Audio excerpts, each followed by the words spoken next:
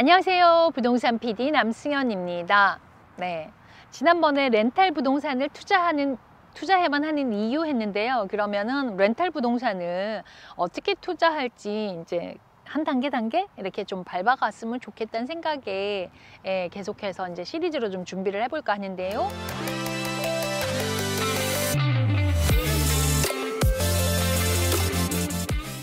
그 렌탈 부동산이 필요한 게 그런 거잖아요. 그러니까 어른이 되고 나면서부터는 뭐 거의 다 대부분 은퇴 준비를 하는 것 같아요. 그래서 그것으로 은퇴 준비로 뭐 임대 부동산을 생각을 하시고, 그 이유는 경제적인 자유를 누리고 싶다 뭐 이런 거 아닌가 싶습니다. 그래서 우리가 이제 인컴이 액티브 인컴이 있고 패시브 인컴이 있잖아요.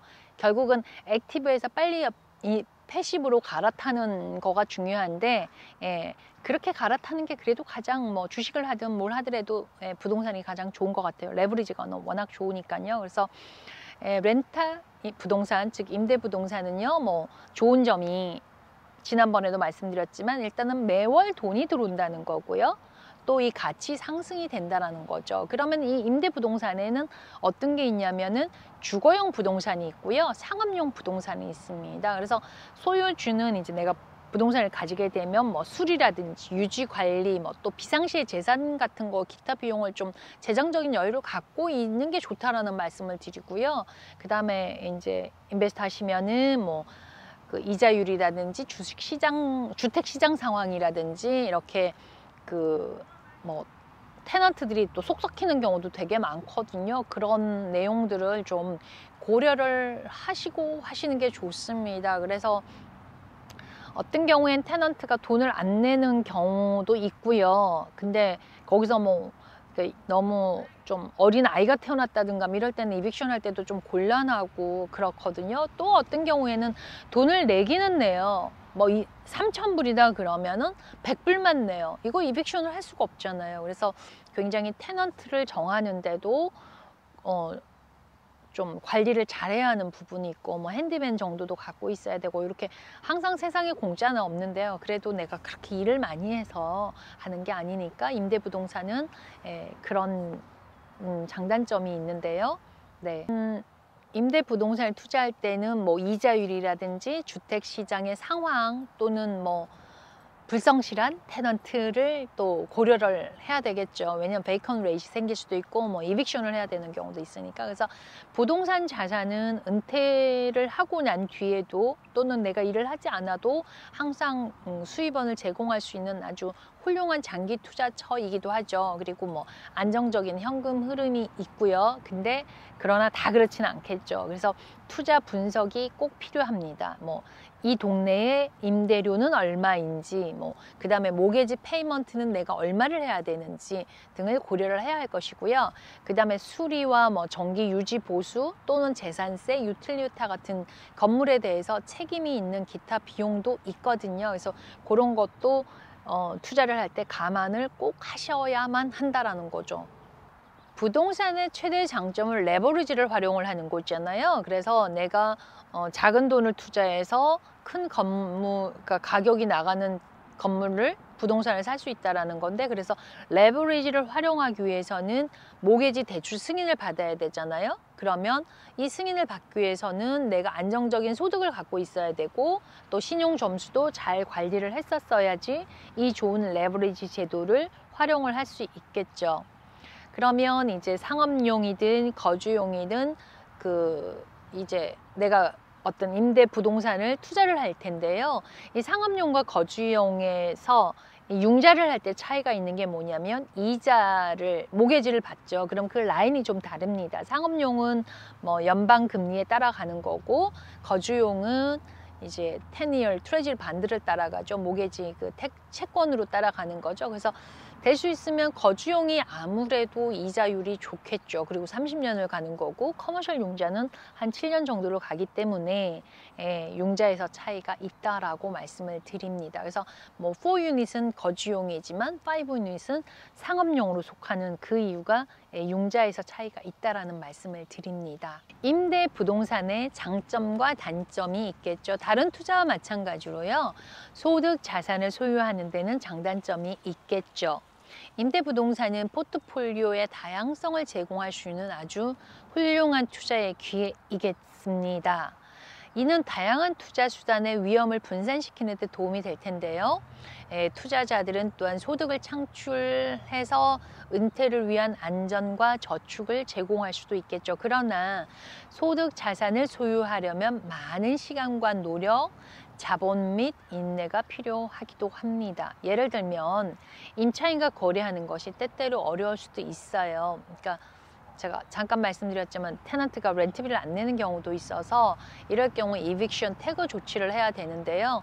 이럴 때 뭐 추가 수리 비용이 막 깨놓고 가고 이러기도 하거든요. 그래서 추가 수리 비용이 들어갈 수도 있고 또 법적 비용이 들어갈 수도 있습니다. 또한 소유주가 스스로 자산을 관리할 수 없는 경우에는 자산 관리 회사한테 이제 이거를 관리를 맡기게 되면은 관리비가 추가로 비용이 또 발생이 될 수도 있겠죠.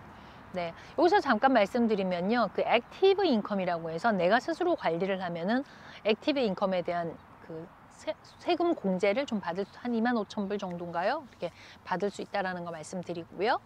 그 다음에 이제 투자 예산을 세우셔야겠죠. 그리고 이제 어떻게 내가 좋아하는 또 부동산 선호가 있을 것이고 또 내가 필요로 하는 부동산이 있을 거잖아요. 그래서 내가 상업용으로 갈 것인지 주거용으로 갈 것인지를 선택을 하셔야 될 겁니다. 근데 이제 대부분 뭐 예산이 낮은 경우에는 주거용을 선택을 하는데요.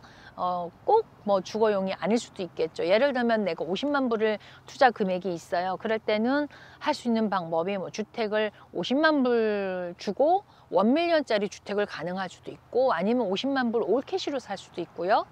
아니면은 30% 다운하고 150만 불짜리 주택을 살 수도 있고요. 또는 상업용으로 간다고 쳤을 때는 뭐 임대용 부동산이 반반이라고 할 수 있는데 뭐 SBA 론을 받아서 한 20% 다운을 해서 250만 불짜리 부동산을 구입을 하면은 또 상업용으로도 가능하겠죠. 그렇지만 SBA는 51%는 내가 사용하고 49%는 임대가 가능하니까 내 건물을 가지고 있으면서 또 임대를 할 수 있는 좋은 방안이 되기도 하겠죠. 네, 주거용 부동산의 경우에는 뭐 개인이나 가족이 이제 그 해당 부동산을 살기 위해서 임대료를 지불하는 부동산이 되겠죠. 그 임대 기간은 보통 이제 임대 계약을 통해서 정해지는데 대부분 주거용 임대는요, 뭐 한 12개월 정도를 기준으로 한다고 볼 수 있고요. 또는 뭐 여분의 방이 남는다던가 그럴 때는 방 하나도 간단하게 해줄 수 있고 또 요즘엔 뭐 단기 임대 에어비앤비도 많이 하고 장기 임대도 할 수 있습니다. 그러니까 장기 임대의 기준은 1년이라고 보시면 됩니다. 그래서 내가 주거용 부동산을 사서 임대할 수 있는 것은 좀 쉽게 할 수 있다는 거고요. 네, 다음은 상업용 부동산이 있어요. 상업용 부동산은 뭐냐면 비즈니스를 관련을 하는 거고요. 소득 창출을 하기 위해서 이제 임차인에게 또 임대를 해주는 것이죠. 그러니까 비즈니스를 하기 위한 공간을 제공해 준다라고 보시면 되고요.